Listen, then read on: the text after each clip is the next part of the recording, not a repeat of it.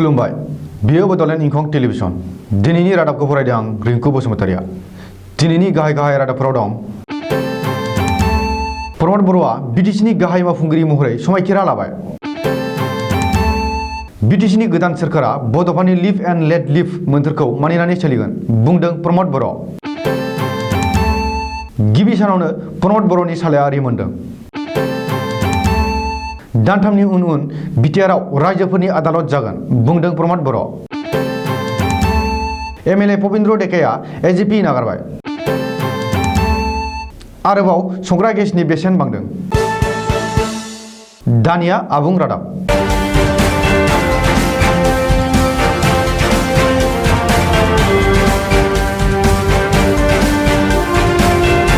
एबसुनि बारग' आफादगिरि आरो इउपिपिएलनि आफादगिरि प्रमद बर'आ दिनै बिटिसिनि गोदान गाहाय मावफुंगिरि एबा चिफ महरै समायखिरा लाबाय प्रमद बर'आ बर' रावजोंनो समायखिरा लादों क'क्राझार सोहोरनि बड'फा नोगोराव थानाय बिटिसि सेक्रेटारियेट मावख'नि साखाथियाव थानाय ग्रीन फिल्डआव बानजायनाय मेहेरगोनां हाबाफारियाव प्रमद बर'आ दिनै बिटिसिनि गाहाय मावफुंगिरि महरै समायखिरा लाबाय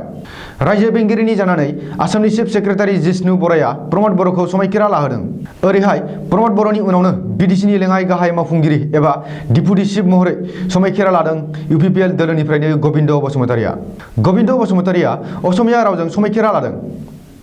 मख'नो गोनांदि इउपिपिएल बिजेपि आरो जिएसपि दोलोनि जथायारि सोरखाराव बिजेपिनिफ्राय गौतम दास दिगन्त बरुवा आरो जिएसपिनिफ्राय घनश्याम दासमोनाबो दिनै बिटिसि मावफुं सोद्रोमा महरै समायखिरा लादों बिटिसिनि गोदान सोरखारनि समायखिरा लानाय हाबाफारियाव गिबि मन्त्रि सर्बानन्द सन'वाल नेरानि लिंथुमगिरि आरो गोहोगोरा मन्त्रि डक्टर हिमन्त बिश्व शर्मा आसाम बिजेपिनि आफादगिरि रन्जित कुमार दास मिरु बिजेपिनि गाहाय नेहाथारि आरो एमपि दिलीप शइकिया मन्त्रि भवेश कलिता अतुल बरा केशव महन्त त्रिपुरानि लेङाइ गिबि मन्त्रि जिष्णु देब बर्मा एमपि नब कुमार सरनिया राज्यसभानि बारग' एमपि बिश्वजित दैमारिजों लोगोसे देग्लायनि बिसायख'थियाव इउपिपिएल बिजेपि आरो जिएसपि दोलोनिफ्राय देरहासार जानो हानाय सोद्रोमाफोर एबसुनि दैदेनगिरि आरो लाख लाख रायजो राजाफोरा बाहागो लायो बेखौबो मख'नो गोनांदि बिटिसिनि गोदान सोरखारनि समायखिरा लानाय हाबाफारियाव दिनै प्रमद बर'जों लोगोसे साबाल' सोद्रोमाफोरा समायखिरा लादों गुबुन मावफुं सोद्रोमाफोर आरो देरहालांनाय सोद्रोमाफोरखौ सम लानानै उननि समाव समायखिरा लाहोगोन होननानै मिथिनो हादों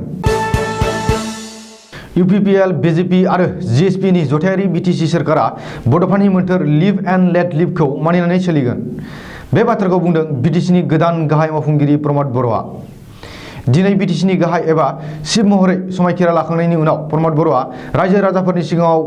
रादाय होनानै बुंदोंदि बिथांनि सोरखारा बड'फानि मोन्थोर लिभ एन्ड लेट लिभखौ मानिनानै सोलिनांगोन मख'नो गोनांदि समायखिरा लाखांनायनि उनाव प्रमद बर'आ गावनि बिबुंथियाव बुंदोंदि थांनाय 22 जानुवारि खालि बिटिआर गोरोबथा खालामखांनायनि उनावनो बड'लेण्ड ओनसोलाव गोजोन थासारिया फैदों गोबां दैदेनगिरिफोरा फैयो आरो थाङो गाहाय मन्त्रि नरेन्द्र मदिया जेंना जेंगोनाफोरखौ सुस्रांनो नागिरनाय सासे गोख्रों दैदेनगिरि इउपिपिएल बिजेपि आरो जिएसपि दैदेननाय बिटिसिनि जथायारि सोरखारा गोहोल' लुबैग्रा सोरखार नङा जोंनि सोरखारा रायजो राजाफोरनि जेंना सुस्रांनायनि सोरखार जागोन होननानै प्रमद बर'आ रादाय होदों बेजों लोगोसेनो जथायारि सोरखारा दिनैनिफ्रायनो बिटिआरआव दाफामनाय आरो जौगाखांनायनि खामानिखौ मावनो जागायगोन होननानैबो प्रमद बर'आ बुंदों बिटिसिनि गाहाय एबा चिफ महरै समायखिरा लानायनि उनावनो प्रमद बर'नि गोरोन्थि बिटिसिनि मावबिबान रुजुननायनि गिबि सानावनो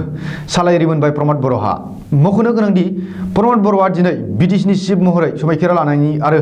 बिबान रुजुनना बिटिसिनि चिफ महरै गावनि गिबि बिबुंथि लाखिनायावनो सालायरि मोनदों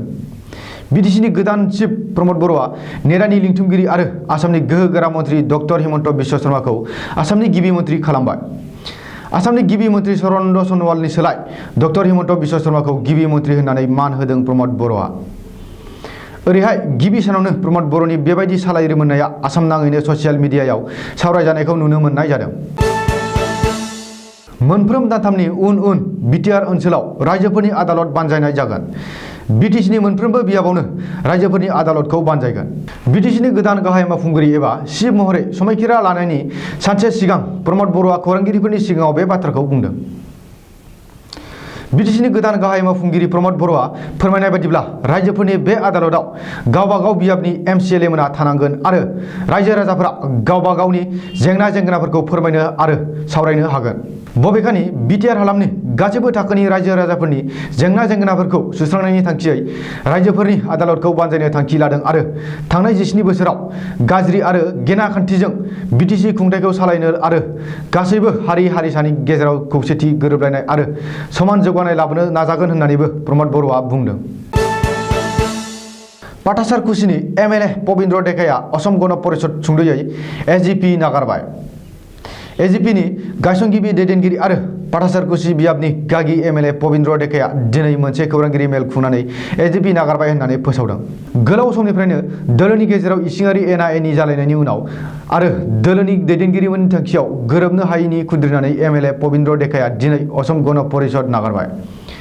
खौरांगिरि मेलाव पबिन्द्र डेकाया बुंनाय बायदिब्ला नोगोरारि सोदांनाय आयेन एबा काखौ लानानै गोलाव समनिफ्रायनो बिथाङा एजिपिनि मिरु दैदेनगिरिफोरजों गोरोबलायै आरो एना एनि जानानै दंखायोमोन। बिथाङा मिरु एजिपिनि सासे सोद्रोमा आरो सासे एमएलए जानानैबो एजिपिनि मिरु मावफुं मेल आरो एमएलएफोरनि जथुमाव हांख्राय हरजायामोन आरो दोलोआ गावखौ एखुथा खालामनानै दोनबोदों। बेनिखायनो जोबनायाव एजिपि नागारनो गोनां जादों होननानै दुखु मोननाय फोरमायदों पबिन्द्र डेकाया। बबेखानि एमएलए पबिन्द्र डेकाया एजिपिखौ नागारनानै आसु आरो एजेवाइसिपिनि दैदेननायाव गोदानै जोनोम मोननाय ओनसोलारि राजखान्थि हान्जा असम जातीय परिषद सुंद'यै एजिपिआव हाबहैनो हागौ होननानै मिथिनो हादों। सरासनस्रा रायजोफोरनि थाखाय गाज्रि खौरां। संग्रा गेसनि बेसेना आरोबाव बांदों। गंफ्रोम संग्रा गेस सिलिन्डारनि बेसेना 50 रां बांदों। सोरखारा संग्रा गेस सिलिन्डारनि बेसेनखौ आरोबाव बांहोनानै रायजो राजाफोरखौ हालाय हाफाय खालामदों। गंफ्रोम गेस सिलिन्डारनि बेसेना दिनै आरोबाव 50 रां बांदों। 14 साननि गेजेरावनो संग्रा गेस सिलिन्डारनि बेसेना 100 रां बांबाय। मख'नो गोनांदि थांनाय 2 दिसेम्बर खालिसो संग्रा गेस सिलिन्डारनि बेसेना 50 रां बारायदोंमोन। संग्रा गेसनि बेसेनखौ गले गले बारायनानै सोरखारा सरासनस्रा रायजो राजाफोरखौ जोबोरैनो हालाय हाफाय खालामदों। सुलुङाव मिथिनो मोननाय बायदिब्ला संग्रा गेसनि आंखाल जानायनि थाखायनो सिलिन्डारनि बेसेनखौ गले गले बारायदों। ओरैहाय बे समाव गोसोम फालांगियाव गेस सिलिन्डारखौ 2 गुन बांसिन बेसेन लानानै फानगासिनो दं होननानैबो मिथिनो हादों। दिनैनि रादाबा एसेनोसै। गोजोन्थों।